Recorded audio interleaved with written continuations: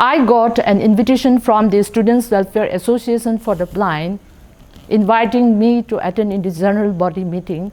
I attended the meeting and was selected an executive member of the association. And after some days, I was called again for a meeting. And when I reached the campus of the association, I heard students talking about shot put, discus, javelin, how they throw, how far they throw. And I wondered if the blinds were engaged in sports. When I asked the coach, Sir Ibumcha Singh, what the sports of the blind was like, he told me that they have been participating in the National Sports Meet for the Blind organized by the Indian Blind Sports Association every alternate years, and that they are having a trial that day. And I requested him whether I could join the trial, and I joined the trial and I was selected. And every day I went for practice. Imagine how a visually impaired would have played sport. If our coach wanted to show us something, that means about the position of the how to throw and where to throw, then either we have to touch the body of the coach, his hand, his leg, how he used his hand, how he used his legs, or he had to touch our hand and our legs and show us the position, how we should throw. At that point of time, what happened was that people started talking about me and my coach again. Someone went to the coach's wife, Mrs. Chandra, and told bad things about our coach and me, about our relation. One day, our coach's wife called me and said, "Listen, do not listen to what people say. We are to shut their mouth. You concentrate on your practice, work hard, have patience, and bring good name and fame of your coach." I'm very, very thankful to her, because her encouragement helped me a lot in resisting the harassment given by the society. I participated in the National Sports Meet for the Blind 5 times and could get 13 gold medals and 1 silver medal. In 2010, when I went for participating in the sports meet in Punjab, in the closing function of the sports meet, many VIPs came. One of the VIP announced that if any player from the Punjab could break the national record, he or she would be awarded 1 lakh rupees. Then many media persons came to interview me because I got 2 gold medals. And I thought, in my state also, we would be received heartily. But when we reached Manipur, there was nothing. No reception, no honor, no award, no media, nothing.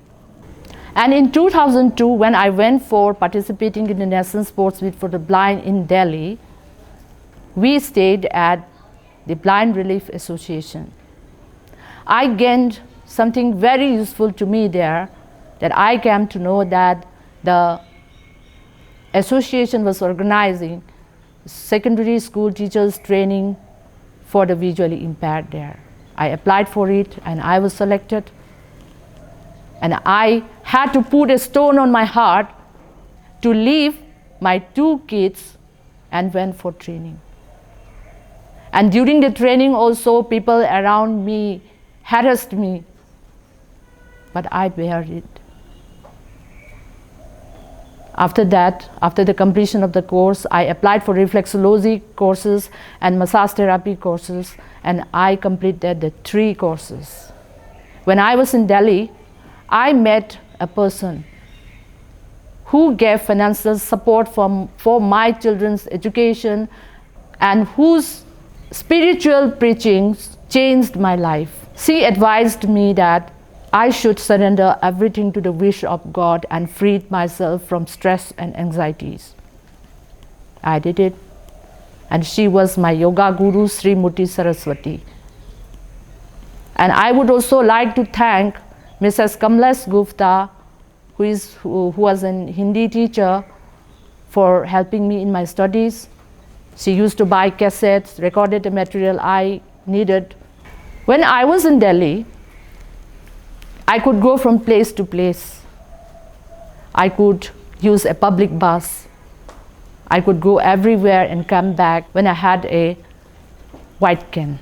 But when I reached Manipur and when I went to the market using a white cane, a vehicle hit me and the driver shouted me that I was blind.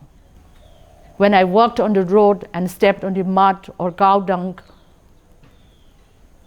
and walked on with dirt on me, there was no one to skip the dirty areas. When I stood on the roadside holding a white cane, trying to cross the road, there was no one to cross the road for me. People really need awareness. But I hope there will be a time when people would guide us. There will be a time when people will help and support us. There will be a time when people will understand our feelings. There will be a time when people will love instead of showing sympathy to us. There will be a time when people will accept us. I wonder why a sighted husband failed to adjust with a blind wife, and why a sighted wife successfully adjusts with a blind husband. But I do hope that there will be a time when sighted husband would accept a blind wife and live a successful life. And after that, while looking for ways, I started learning Manipuri Manohar Sai Sankirtana, a folk song sung on wedding and religious ceremonies. I was awarded Junior Fellowship by the Ministry of Arts and Culture, Government of India. And after that, I started singing in the wedding and religious ceremonies and could earn some income out of it. And I thought that with that income, I would bring up my children. But what happened at that time was that people started talking about my disability and how they not like me to take part in the beginning of their fruitful journey. That means they do not want me anymore to sing. So I decided to stop singing. I was embarrassed. And my dream of becoming a famous Manipuri Manohar Sai singer ended there, and I once again faced a failure. And after a year, I was appointed as a special educator in the Department of Social Welfare, Government of Manipur.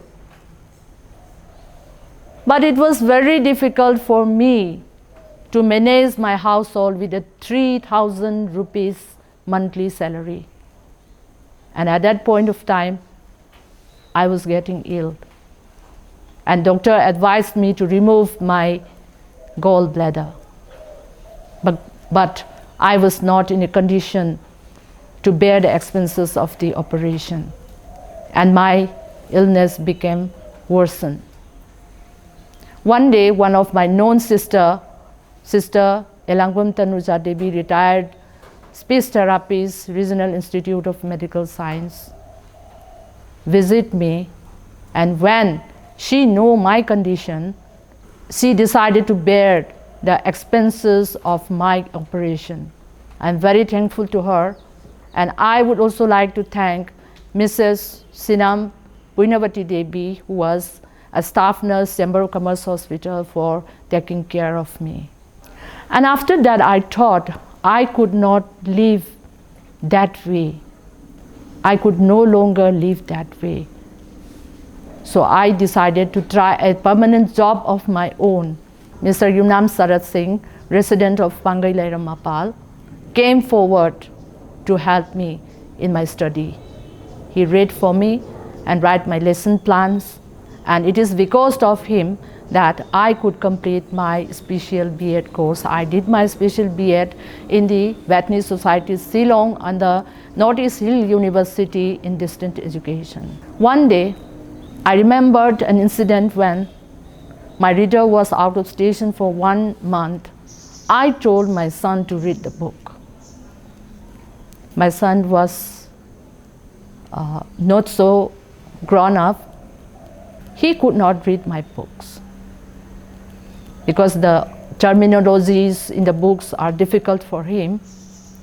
Then I don't know what happened to me. I shouted to him, telling that I had spent all my earnings to you and you could not read even this book. I beat him severely and he cried painfully. And at last I realized that I should not do such to my child. I hugged him and cried. Both of us cried. And from that day onward, I never beat my children. After the completion of my B.Ed special, I wanted to do general B.Ed again. I went to Manipur University and took permission, and then I completed my general B.Ed also with the help of my previous reader, Mrs. Sarat Singh. And I would also like to thank Mrs. R.K. Puinavati, resident of Khuman Maheikol, for helping me in my study. After that, I got the job of a teacher. And this has been my career and my source of income.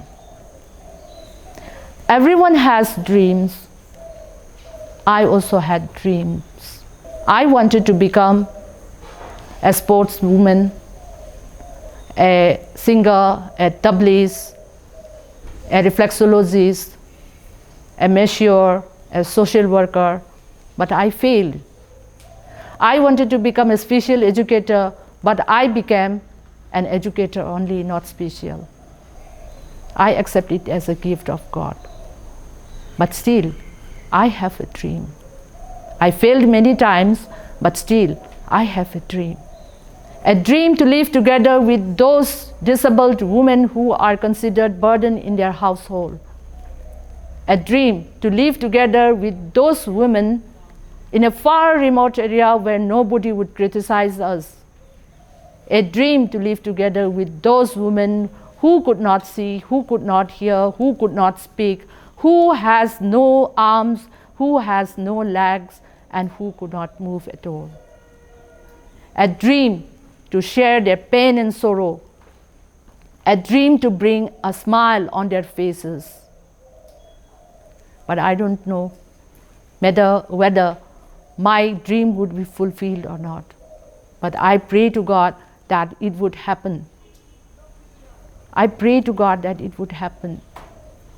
Dear disabled brothers and sisters, do have dream. Work hard, have patience, run fast after your dreams. Success will be yours.